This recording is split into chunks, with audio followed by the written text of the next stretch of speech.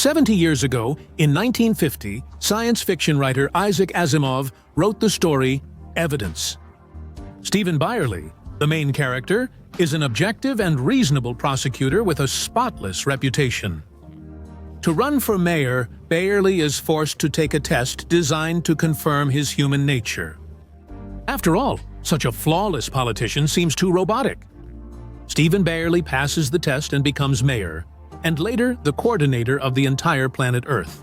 But the ending of the story doesn't let the reader doubt that Stephen Byerly is actually a robot, so perfect that you can't tell him apart from a human. Are you prepared for a bot president? Is this a realistic possibility for our future? In 2017, news spread around the world about a New Zealand political bot named Sam. He has an excellent grasp of the political situation, understands the mood of the electorate, remembers absolutely everything, and improves himself every day. The creators believe that in the foreseeable future, Sam will become an excellent civil servant. Yes, today artificial intelligence has already gone beyond science fiction movies. We are rapidly moving toward a digital future. Hooray for the fourth industrial revolution!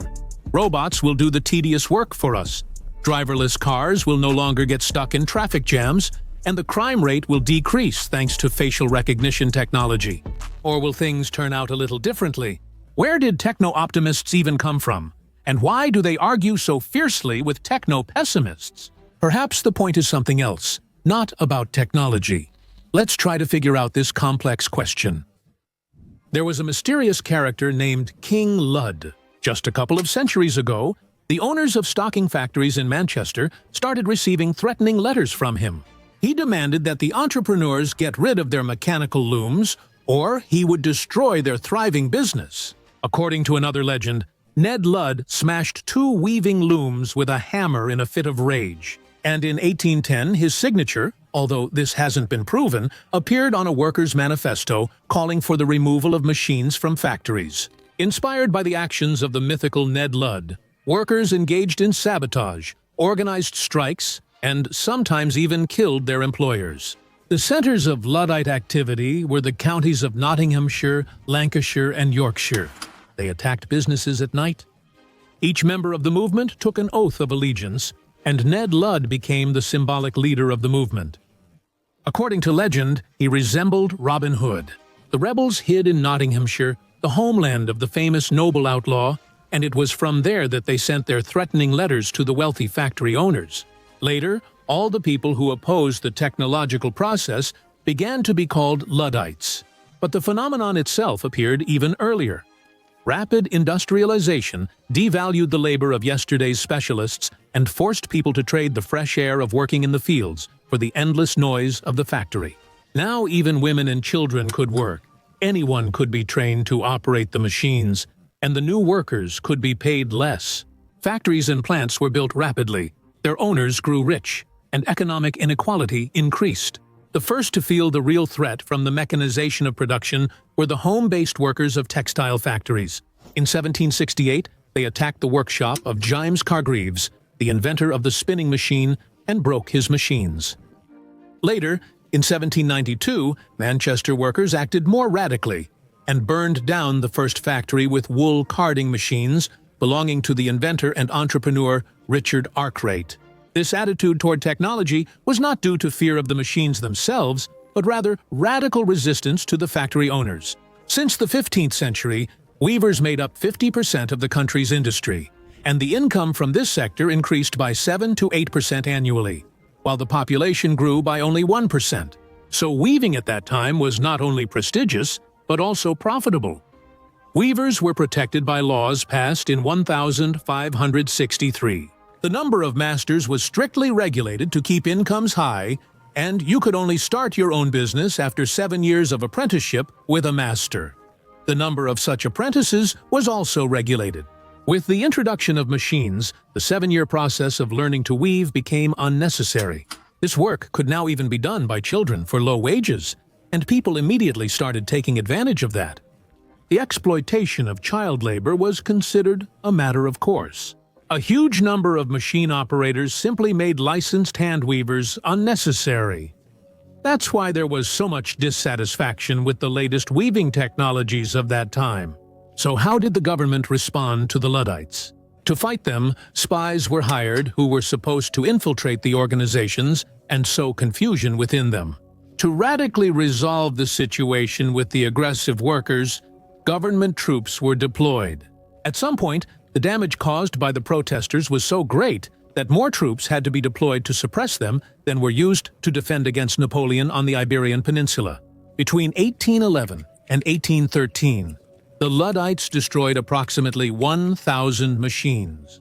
The British government passed a law to tighten measures against industrial sabotage. To begin with, as a preventive measure, more than 50 people were hanged on the gallows. Those who were luckier received a 14-year trip to a labor colony in Australia. The end of the Luddite Uprising is considered to be the year 1817, when about 300 workers armed with pitchforks and spears marched toward London. The movement was brutally suppressed, and the protesters were punished. The brutal suppression of the Luddites triggered a reaction in culture and became one of the factors in the development of the Romantic movement. This new ideological movement put people and nature first. Romanticism was cautious of technology, as reflected in the renowned novel Frankenstein. Many of the Romantics' prophecies came true. The mechanization of war, the devaluation of human life, the invention of weapons of mass destruction, and the growth of labor mechanization, which led to increasing unemployment. Here's a classic example from modern times. Driverless trucks will soon replace the popular American profession of truck driver, which allows a person without a college degree to earn a middle-class salary. 3.5 million drivers will be left without jobs. The needs of truck drivers, in turn, provide work for people in other roadside industries: motels, restaurants, gas stations, car washes. What should be done with all these millions of extra mouths to feed? Should the government pay a universal basic income? It's hard to believe in that for now, considering that experiments with such payments in different countries haven't exactly made headlines for their effectiveness. I wonder what the kind and caring Bill Gates suggests in this case. Here's his plan. Introduce a tax on robots and use the money received for humanitarian aid to those affected by unemployment, who, thanks to a basic income, could become social workers and help the elderly and children. By the way, it was Bill Gates, along with Stephen Hawking and Elon Musk, who became nominees for the anti-award Luddite of the Year back in the now-distant 2015. But, generally speaking, any reasonably intelligent person should understand that corporations aren't really interested in protecting anyone. The development of technology in countries with so-called totalitarian regimes raises even more questions. The example of China with its official social credit system has already become a cliché, but in light of recent events, it seems like the whole planet has become China. What else can famous techno-pessimist philosophers add to this? The development of technology gives the illusion of controlling reality, allowing a person to feel omnipotent. But in return, it narrows the spectrum of human thought, reducing it to a dual, machine-like understanding of things.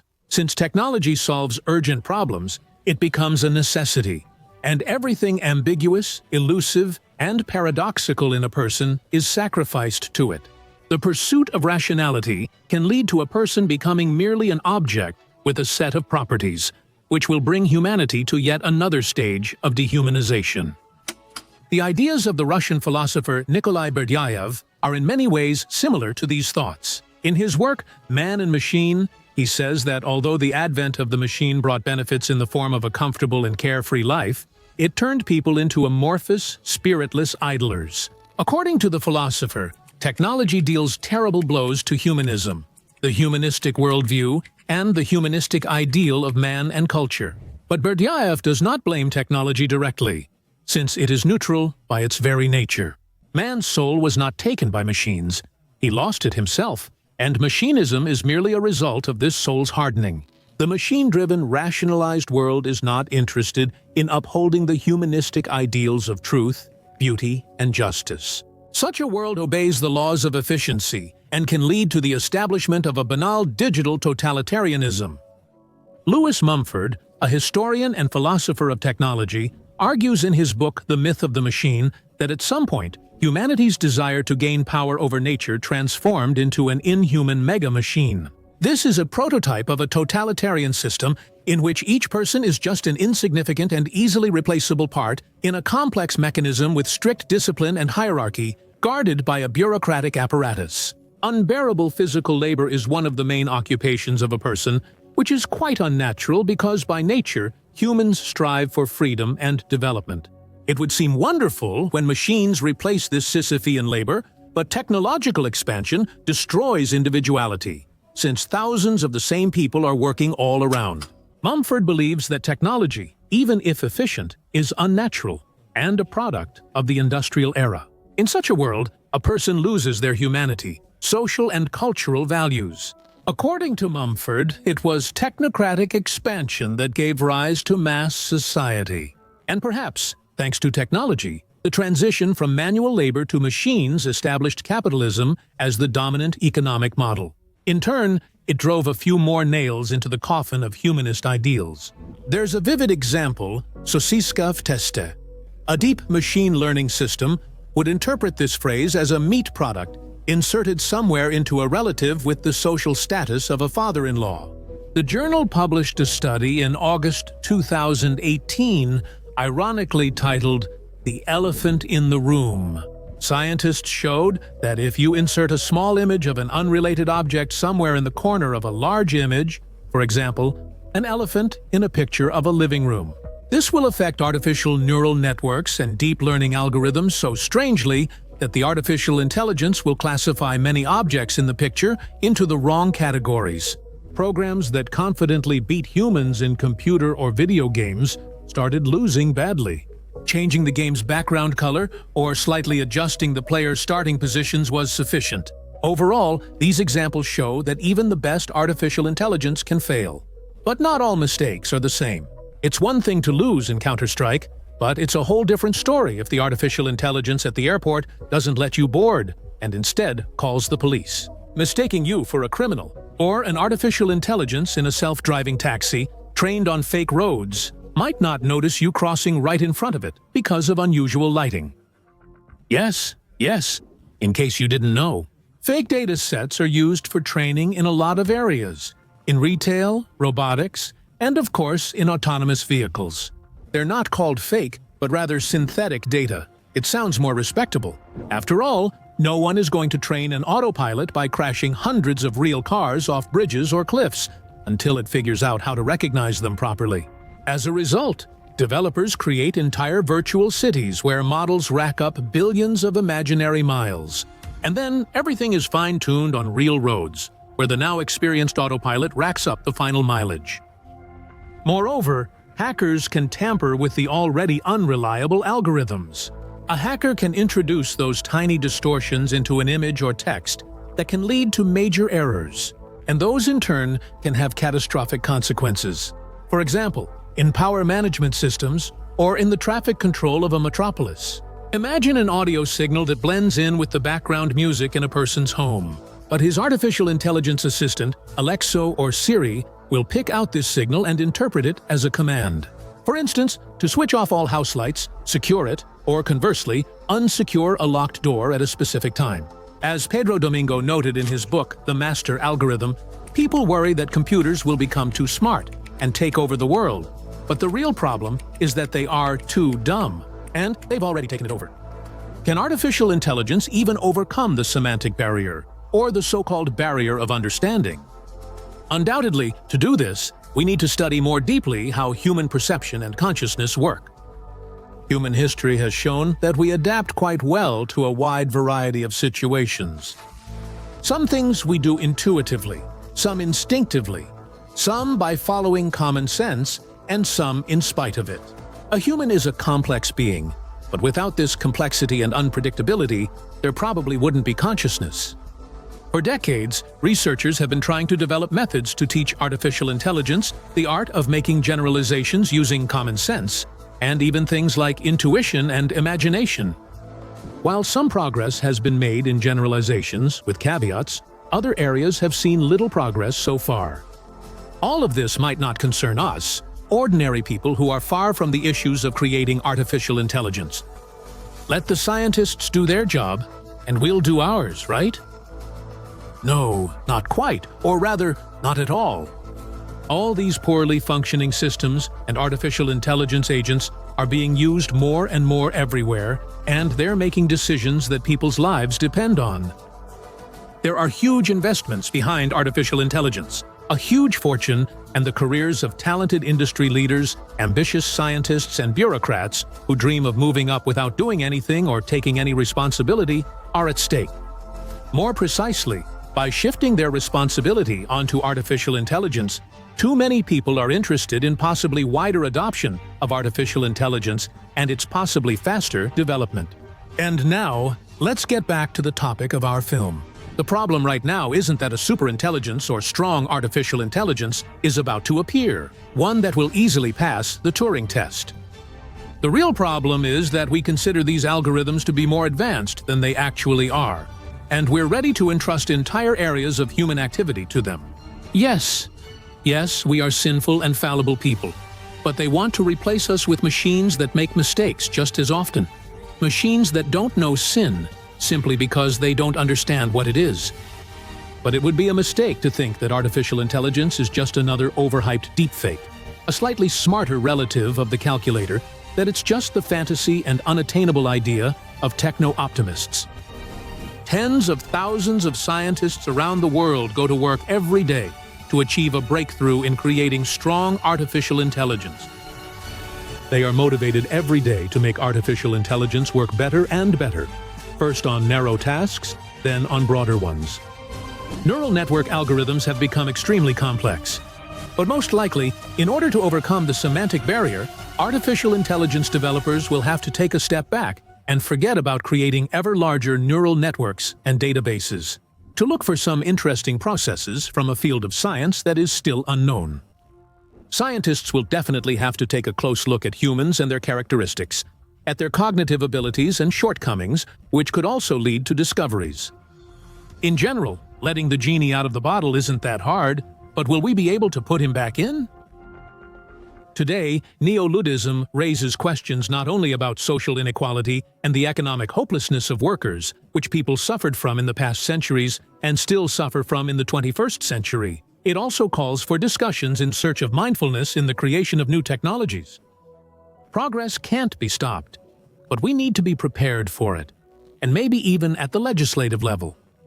After all, as long as ethical issues in technology don't take as important a place as the goal of making a profit, our world is in danger.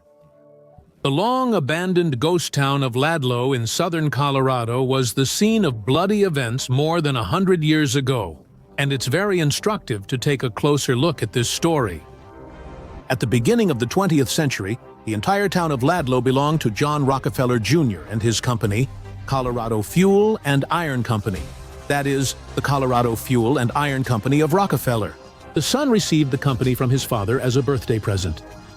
Thousands of coal miners, including children, worked for pennies, most of which ended up back in the Rockefellers' safes. Their families crowded into company-built barracks and bought groceries at its stores. Many of them were recent immigrants, mostly Greeks and Italians. Working in the mines was hellish, and the miners' mortality rate was very high. Accidents with many casualties often happened around Ludlow. For example, a mine explosion. For example, in January 1910, 75 miners lost their lives, and in October of the same year, 56 people died at the Starkville mine. There was no labor protection at the Rockefeller mines, and the authorities in the state were practically under their complete control. Not only were all the workers, including migrants, registered as voters, but, believe it or not, even the company's donkeys were registered. Although, of course, that's not true. There were no donkey voters, there were mule voters. That is, hybrids of a donkey and a mare, more resilient and unpretentious for heavy mining work. Both people and animals voted the way their owners told them to. More precisely, their votes were simply recorded for them in the desired column. The Rockefellers were supporters of managerial capitalism, meaning they left all decisions to the managers, who were required to achieve maximum profit at any cost. This led to a lot of abuses. Miners and their families were essentially kept in a state of slavery. In September 1913, about 10,000 miners went on strike, demanding better working conditions and higher wages. The protest was led by representatives of the Miners' Union, which was advocated by the famous activist Mary Jones, known as Mother Jones. Mary Jones's family came to the United States from Ireland, fleeing from famine. During a United States epidemic, she lost her miner husband and 3 children. When she was already over 70, she organized a march of workers' children from Pennsylvania to New York and led them right to the home of then-President Theodore Roosevelt. The slogans were, "We want to go to school, not to the mine." By the time of the Ludlow strike, Mama Jones was already 83 years old, but she hadn't lost her spirit. She came to the miners and inspired them to take action, for which she was once again sent to jail. A fairly popular leftist United States magazine is still named after her today. As soon as the strike began, the company managers immediately threw the workers' families out onto the street in the pouring rain. The union gave them tents, and entire tent cities sprang up around Ludlow and the neighboring mining settlements, with the largest one housing about 1,200 workers. The company had a private armed force at its disposal, and additional fighters were hired. The Rockefellers rightly believed that the state authorities were at their service, and they requested the National Guard, which also sided with the owners. The guards terrorized the population, but the National Guard turned a blind eye to it. However, they did not allow the strikers to stop the strikebreakers hired by the company. The strike dragged on for many months, but on April 19, 1914, the climax came. The National Guard surrounded the strikers' tent camp, and a machine gun was set up on a nearby cliff. The authorities demanded that the miners hand over one of the ringleaders, but they refused, and the National Guard opened fire on the camp. Several mining leaders were killed, many strikers fled and hid in the surrounding area, and their families took shelter in cellars that had been dug back in the fall, under the tents. In the evening, the National Guardsmen poured kerosene on the now empty tents and set them on fire. As a result, many children and several women were burned alive or suffocated in the smoke. When they learned about what had happened, the miners attacked the city, assaulted officials, strikebreakers, and company managers, and seized the mines and an area covering 250 square miles.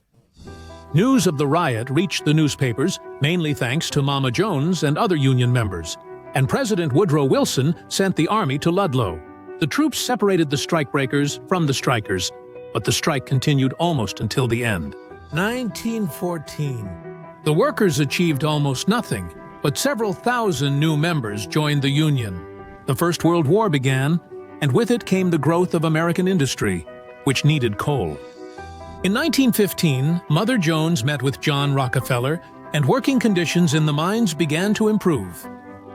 But after the whole country started talking about the Ludlow massacre, the Rockefeller family took another step. They hired 2 sharp public relations experts, Ivy Lee and Mackenzie King, to somehow strengthen their suddenly shaken image. In fact, Ivy Lee founded modern public relations, and Mackenzie King later became the Prime Minister of Canada. Lee convinced John Rockefeller Jr. to go to Colorado, meet with the miners, their wives and children, inspect the working and living conditions, talk to ordinary people, and listen to all their complaints. All this time, a photographer followed Rockefeller. Press releases about his interactions with the people started appearing in newspapers, and the billionaire appeared to society in a more humane light. Since then, the Rockefellers realized how important it is, if not to be, then at least to appear, and that good public relations is just as important for running a big business as squeezing everything out of workers, pushing out competitors, or dealing with politicians. After all, the army of a bourgeois state can save you once or twice, but you can't stay in power on bayonets for long.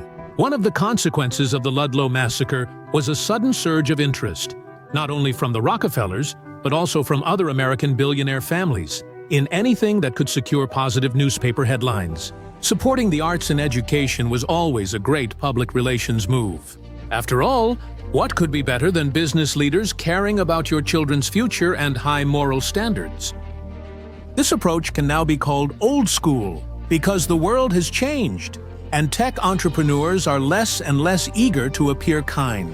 If good public relations is of any interest to them, It's only in countries where they accumulate profit and pay taxes, and the rest of the world can go to hell. You can, like Bill Gates, get involved in charity work in the third world, but only as long as it brings good headlines in the New York Times. And in any case, you need to know exactly what specific profit your investment in charity will bring. After all, every dollar spent on poor children in Zimbabwe should work and bring back 1,000. For example, investments in the World Health Organization should become a $1 trillion vaccination market. The story of the Ludlow massacre continues to this day. Jeff Bezos, just like Rockefeller 100 years ago, came up with an even more cunning scheme. After all, Amazon uses a sweatshop system in its warehouses, where workers are paid minimum wage. They are under constant surveillance, and they are mercilessly fined for any infraction, for example, for an unscheduled bathroom break. So many employees work like COVID doctors in diapers. Logistics have been fully automated, with machines replacing all replaceable workers, and the remaining workers transformed into machine-like entities themselves. The work that Amazon employees do is monotonous and completely lacking in prospects for their personal development. It's just that robots still can't place items as precisely, and they're more expensive to maintain than people. But once that changes, a machine will immediately replace a person. Moreover, in 2020, the profit growth against the backdrop of thousands of small businesses going bankrupt across the country and the sharp overall decline of the United States economy started to feel like a feast during a plague. All of this required a non-trivial move, and the public relations people came up with something that even Rockefeller would envy. They suggested that Bezos use the company's own employees to create a positive image for the company. They were supposed to use Twitter and other social networks for this, but primarily Twitter. Shorter is better. Brief messages are more memorable. Employees were supposed to write something like workers' letters about how well they work at the warehouse, what wonderful colleagues they have, and how good life is overall, and how good it is to live. First of all, people are more likely to believe these kinds of stories than posts from highly paid blogger influencers whose job is to promote new products. Secondly, these posts will reach exactly the people they're intended for: ordinary people, among whom there are many future Amazon employees. After all, if current trends continue and small and medium businesses finally go under, everyone will end up working in Amazon warehouses sooner or later. But finally, it's much cheaper. Not only is it cheaper than giving students charitable scholarships or scientists grants, it's even cheaper than maintaining a team of bloggers. After all, you can simply announce a contest among Amazon employees for the best tweet about their magical life and send the winner on a week-long vacation to the Caribbean or Disneyland. And the other participants can be offered work bonuses, a spot in the warehouse closer to home, an extra bathroom break, permission to talk at the workplace. Thousands of employees join the project and become ambassadors of the Self-Realization Center. They are given a free soft sprinkler for media professionals, which allows ordinary warehouse workers to easily manage their posts and see the results. The public relations specialists' calculations paid off brilliantly. The teams of ambassadors began actively posting on Twitter about how well the work was going. As soon as the sprinkler notified them that someone was discussing the sweatshop working conditions in the company's warehouses, writing about the persecution of union members and the firing of activists.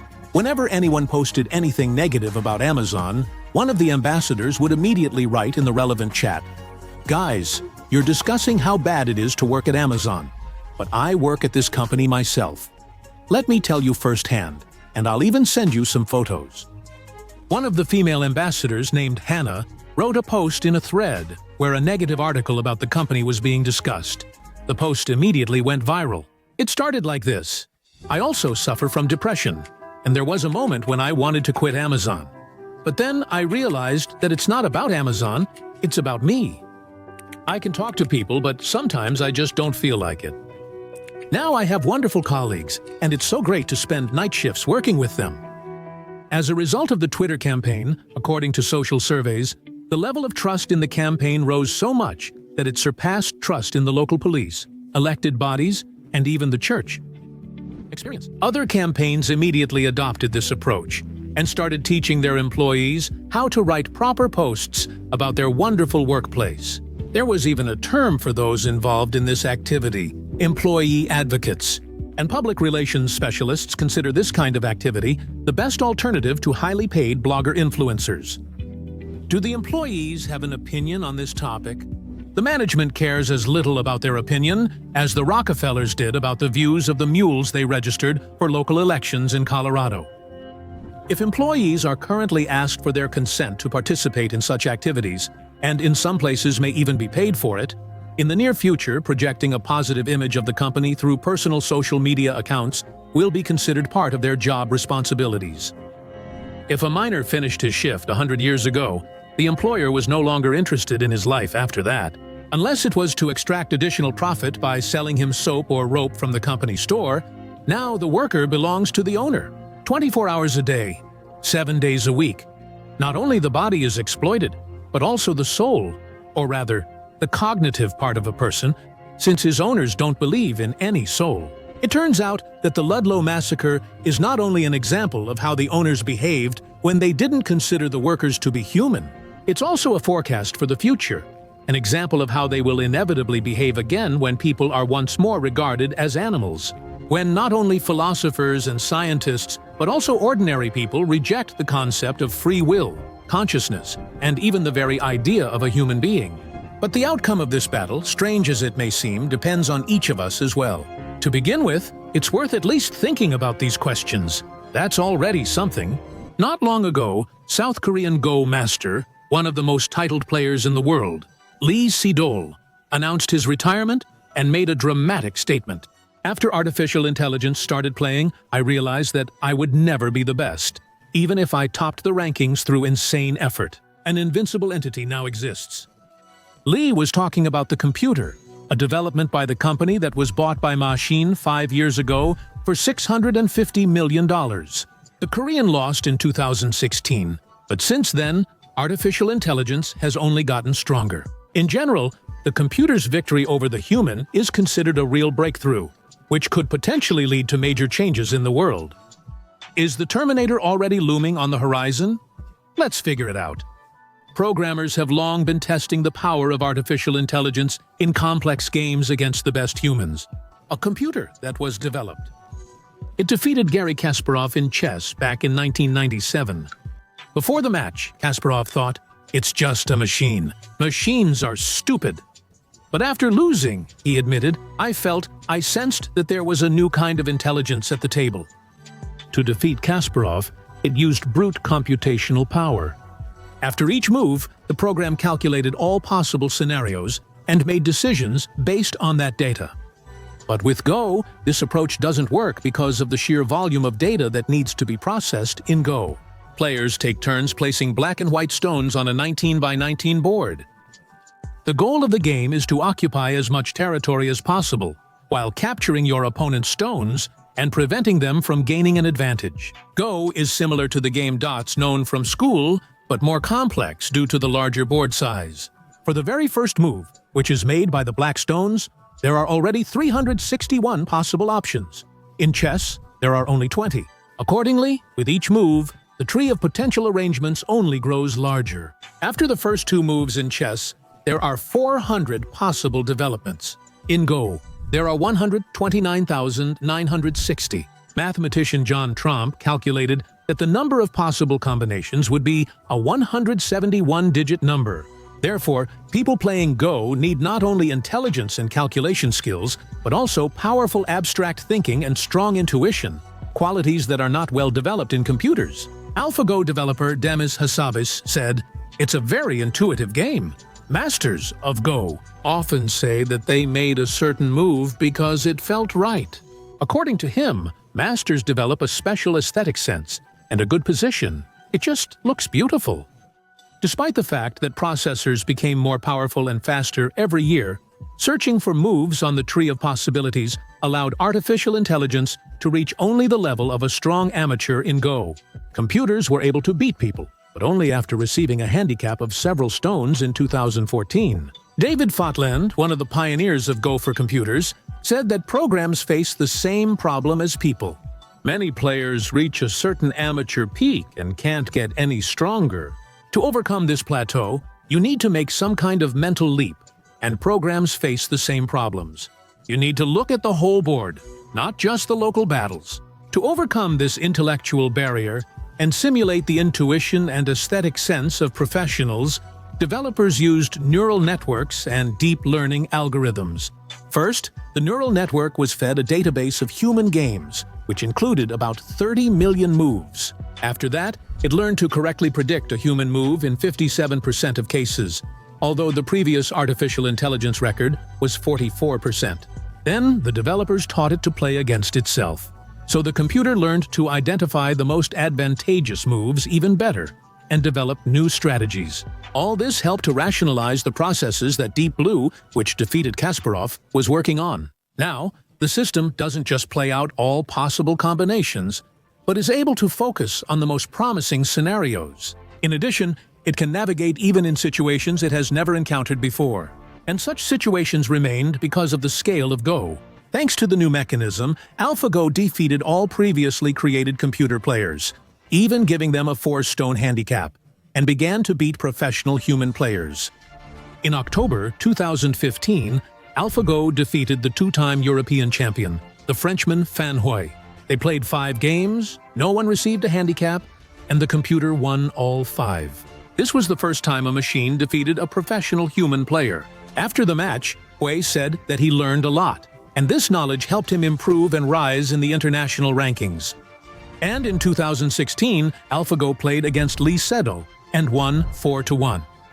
This match, which was watched by 60 million people in China alone, became historic for several reasons. First of all, just like Kasparov, Lee wasn't prepared for how well the computer played.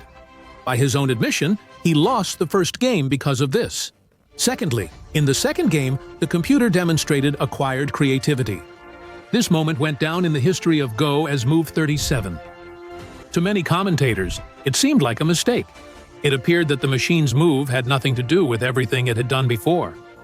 But the experts appreciated it. Fan Hui, a judge at the match, later said, "This is not a human move. I've never seen a human make such a beautiful move." Pay attention to the aesthetic epithet. Lee claimed post-match that the move was not computer-generated. "I thought I would be facing a very efficient machine that would calculate the best move for each specific situation based on stored data. But some moves seemed very creative to me. They showed the beauty of Go that only humans are capable of creating. This move highlighted the path that artificial intelligence has taken from simple brute force calculation to actual thinking. AlphaGo is designed for a rather conservative style of play. And if the probability of winning with a small advantage is 95%, while the probability of a crushing victory is 80%, the computer chooses the first option. But Move 37 was not conservative. The developers of AlphaGo later checked the logs to understand why the machine made that move. It turned out that it understood the probability of a human placing their stone like that was 1 in 10,000. But AlphaGo made that decision because it considered it optimal for solving the given task, and also because it put Lee in a dead end. He left the table for 15 minutes, contemplating his response for a while. Overall, the Korean later said that during the second game, he never had the feeling that he was leading the game. Thirdly, the lift in the fourth game showed that human creativity can disrupt the work of algorithms. At that point, he was down 0-3 and was already apologizing for not being able to compete against the computer. At some point, he felt that the computer surpassed him in its ability to make moves that gradually led to a slight advantage. So on the 78th move, after half an hour of thinking, he himself made a move that, according to AlphaGo's estimates, had a probability of 1 in 10,000. Consequently, the machine failed to adapt, committing multiple errors over the subsequent 10 moves. According to its own calculations, its probability of winning dropped from 70% to less than 50%, and never rose above that mark again. The commentators called Lee's actions divine. The developers. Despite the defeat and Move 78, they persisted in improving the algorithm and released the updated version in 2017 to play with Masters online. And here is the result: 60 wins, 0 losses, and 1 draw, which happened because the person got disconnected from the internet. The upgraded version defeated its predecessor in 100 out of 100 games, using much less equipment and computing power.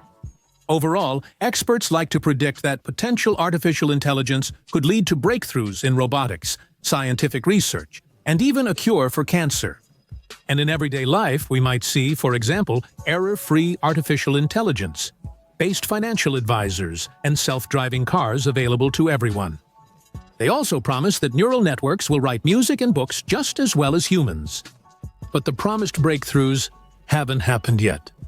Moreover, the same company that became one of the leaders in artificial intelligence development is suffering increasing losses every year and hasn't made any profit yet.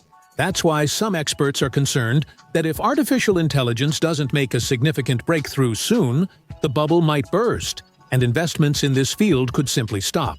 Overall, artificial intelligence is still very far from what was shown in Terminator, and the world is much more complex than the game of Go. We're still a long way from creating humanoid robots. Because computers right now can't even hold a meaningful conversation or solve many tasks that children handle with ease. Lee Sedol has nearly been replaced by a computer, but not entirely. The Korean still consults the AlphaGo developers, but Lee lacks faith in his own victory. Even with a 2-stone handicap, I feel like I'll lose. I don't even follow Go news these days. But maybe, on the contrary, we shouldn't be afraid of a machine uprising, of the moment when each of us will be replaced by a robot. Maybe all these digital technologies, artificial intelligence, are just tools, like an ordinary kitchen knife. Depending on whose hands it's in, it can be used for good or for harm. And is there an optimistic scenario for the development of technology, the so-called digital socialism that many experts are talking about? In order to survive, humanity will have to limit and redistribute consumption in the interests of society as a whole. This means that, in one form or another, a return to a planned distribution system is inevitable. And increasing computing power will make it possible to do this efficiently, which was simply impossible in the 20th century. Let's imagine what this might look like in the future. One option to resolve the crisis is to introduce a universal basic income for every resident on the planet. As they say, from each according to his ability to each according to his need, though in this case according to basic needs. Housing, food, energy to provide the necessary and sufficient means for living, but also a little for moderate entertainment, a sort of non-reducible regular amount for bread and circuses. If a particular person is able to stay at home and consume, then he stays at home and consumes. If he wants to study, he studies without worrying about side jobs. If he wants to create, he creates and delights humanity with his creativity. If he wants to work, he works and earns more than necessary. And he uses the surplus for traveling, or for any other desire he has. But where will these immense riches come from to provide for every inhabitant of the earth? After all, if everyone has the opportunity not to work, then who in their right mind would go to work? And if no one works, then who will feed this army of unemployed people? First, it's unlikely a normal person would be satisfied with just the minimum. You'll still need to earn luxury. Secondly, one of the main necessities in life, which you can't buy for any amount of money, is self-fulfillment. Young people will always be looking for their place in life. But when you don't have the sharp incentive of work or starve pushing you from behind, you can calmly and thoughtfully choose a profession, learn, and try yourself in different fields. And even if a young slacker chooses to sit at the computer in a virtual reality headset, he'll be doing it not with his parents' money, but with his own allowance. Besides, it's also possible to achieve something in the virtual world without elbowing your way for a place under the real sun. And thirdly, apparently in such a brave new world, the most scarce commodity will be the opportunity to serve society. And it will be given out by ration cards. You work on Monday, you on Tuesday. A 5-day work week will only be for those who can organize it for themselves. For example, writers. Interesting works will be in demand by humanity that has been freed. And there will no longer be such a respectable reason as, I would like to create, but I have to earn money. Such a system is impossible without planning. Statistical institutes will calculate the necessary amount of goods and services based on the needs of society. Imagine, after sending a message in the messenger, your electric kettle broke. I want a new one, glass, with lighting and temperature control. You'll receive the date, time, and nearest pickup point in response. That same evening, orders will be sent to the factories producing household appliances to replenish the stock in the warehouses. And there's no need to do more than necessary. And even more so, there will be no need to build in so-called planned obsolescence into products, which manufacturers practice nowadays. In a market economy, making an indestructible kettle would quickly satisfy the demand, saturating the kettle market. The factory will have to be shut down, and the workers will be thrown out into the cold. And in a planned digital economy, factories will launch their assembly lines, for example, once a week, and replenish reserves to meet humanity's immediate need for new household appliances. Some argue that this has already been experienced in the Soviet Union, where 5-year plans were adopted and people strive to exceed the plan's targets. We constantly had a surplus of walking excavators, but at the same time, we lacked some basic household essentials. But in reality, those planned economy management systems that made it possible to catch up with the leading countries in the 1930s, that made it possible to defeat an enemy with superior economic resources in World War II, these management systems became outdated by the late 20th century. The greatly increased variety of goods made planning difficult and turned this process into an extremely labor-intensive task. New technologies were rapidly introduced, and new machines constantly entered production, necessitating the redoing of nearly approved plans or, at minimum, the adjustment of all calculations. Some scholars suggested solving this problem by reducing planning, decentralizing the economy, increasing the independence of enterprises, and introducing economic methods of self-regulation. However, a group of scholars led by the director of the Institute of Cybernetics, Viktor Glushkov, proposed an alternative solution to the OGAS problem. It was a breakthrough automated economic management system based on the principles of cybernetics. And even then, it included a computing network connecting data collection centers located in all regions of the country. The model envisioned replacing the entire economic management apparatus with a network of automated centers. But as a result, it was precisely this alternative option that was not adopted. This is how Glushkov described it. Starting from 1964, the time when my project appeared, scientists and economists Lieberman, Belkin, Berman, and others, many of whom later moved to the United States and Israel, began to openly oppose me. Kosygin, a practical person, became interested in the potential cost of our project, which was preliminarily estimated at 20 billion rubles. The core work can be accomplished in 3 5-year plans, but only if the program is properly organized. Just like the atomic and space programs, I did not hide from Kosygin that it is more complicated than the space and atomic programs combined. And organizationally, it is much more difficult because it affects everything and everyone: industry, trade, planning bodies, management spheres, and so on. Although the project's estimated cost was about 20 billion rubles, the working implementation plan assumed that the first 5 billion rubles invested in the initial 5-year plans would yield a return of more than 5 billion by the end of the 5-year period. Since we provided for the program's self-sufficiency in just 3 5-year plans, the implementation of the program would have brought at least 100 billion rubles to the budget. And that's still a very underestimated figure. It was around that time in the United States that the idea of a distributed computer network was first made public, but they hadn't even started designing what would become the modern internet across the ocean. So Glushkov's large-scale idea was far ahead of its time, had technical and economic justification, a material and technical base, and every chance of success. Of course, even if biogas as an alternative planning option had been adopted, it's hard to say how fully it could have been implemented. After all, no matter what you say, the computing capabilities of that time were very modest, which can't be said about the speed of calculations today. So maybe we should treat technologies that can't be restrained as tools, which, like a kitchen knife, can be used in different ways.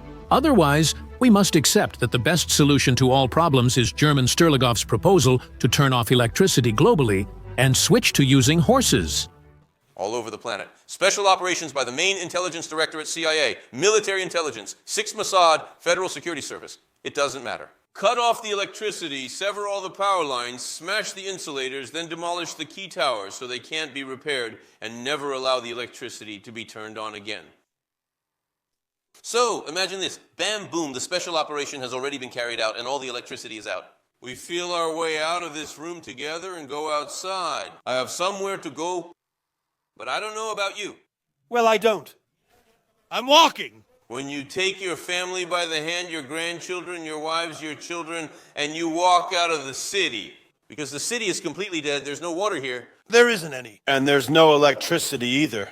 Of course, without electricity, there's no water. Yes. Because the city is electricity. In just 2 days, the world's megacities make a mass exodus, the great exodus, back to the land and freedom. This needs to be done in the spring. Right now in the spring, they'll do it well. They build huts. Those who don't have houses, those who have summer cottages, settle again at their cottages. Those who have houses are really lucky. Those who have livestock are basically the top people on the planet. And it all starts again like, withdrawal for addicts, a return to normal life. In reality, what seems to us like some kind of futurism or utopian future has already partially arrived, especially if you compare it to ideas from 100 years ago. Let's look at 3 examples: division of labor, automation, and informatization. Division of labor. The division of labor today has reached unprecedented proportions. Soldering irons and sewing machines are long gone. It's much easier to take your clothes to be repaired than to fix them yourself. A person just intuitively estimates how much time they'll spend with a needle and thread at home, multiplies it by the value of their working time, and realizes it's not worth the effort. That's how the division of labor works. An interesting example. Soviet engineers also bet on the food service industry when they designed the legendary Khrushchevkas. Why do you need a lot of space here? In the morning, it's enough to make coffee, and lunch and dinner are at the factory cafeteria. Let's make the kitchen smaller. We'll save more resources. That's why, even though many people condemn fast food as a corrupting influence from the West, it's actually a sign of the coming future. Because a bike mechanic will fix your bike much faster and better than you can, and a professional chef will make food for you faster and cheaper per person and per hour. In essence, using cafeterias, food delivery, ordering pizza, and similar services is progressive for society and indicates its development. And if you're afraid of GMO, scary McDonald's burgers, just choose something else. There is quality food in many other places. Automation. In the 70s and 80s, the introduction of computers and industrial robots pushed a huge number of people out of real production. They found refuge in the service sector. But as we now understand, it was only temporary. The service sector can't keep expanding forever. It has its limits. Moreover, the proliferation of online shopping, ATMs replacing cashiers, and answering machines substituting call center employees are taking their toll. Despite varying perspectives, overall unemployment is gradually increasing. Yet within the present system, individuals must work longer hours. Instead of what should logically have happened, a universal, gradual reduction in the length of the working day. Informatization. The increasing informatization of our lives and the growing implementation of modern computational algorithms are driving the final nail into the coffin of claims like nothing can replace market mechanisms. Internet voting on whether to build a school or a hospital first in our neighborhood is already a thing of the past. In fact, it's last decade. The current algorithms used by Google and Yandex for commercial purposes constantly track user queries while they're online, so they can later offer links to various resources, products that interest them based on their search history, or that might hypothetically interest them. In the same way, this technology can already be used today for operational planning. But now, the world is dominated not just by a capitalist, but by a liberal economy. The foundation of liberalism is personal freedom, without regard for the interests of society. This allows profit to be gained only by individual persons, while the majority of society is forced to settle for little. But the very same information revolution and big data, which today are mainly used to shape consumer behavior and manipulate election results, make it possible for a digital planned economy to function. The market strives for surplus in everything whenever possible. There should be more of every product than is needed. But market surplus means that someone's product will end up being unnecessary. And that means wasted raw materials, energy, human effort, and time. This is the threat of bankruptcy that hangs over every producer and forces them to work under pressure. It's difficult to govern a country with 365 kinds of cheese. Only a properly developed, centralized economic model will allow for more rational planning of future actions, as well as the use of the profits obtained. But a common goal is also necessary, both concrete and long-term. Who will take care of this? Maybe in the future, people will create a special computer program that will analyze all the information flows coming from people. Based on the data received, The program will generate a goal that is most relevant for humanity. Achieving this goal will be the main task for planning. People will only need to choose from the suggested options the plan that will lead to the desired result the fastest. Such a program will take into account all the changes happening in people's lives. Even Ford, when describing the principles of organizing his enterprises, clearly showed that social protection is economically beneficial. But it is only beneficial when there is an opportunity to plan your actions far enough ahead. In the new electronic socialism, society itself will determine its goals, not an individual or group. As practice has shown, in this field, open-source programs are not susceptible to manipulation by a small group of people. That is, if this very open code is implemented together with monitoring, the elite will not be able to control the program behind the scenes.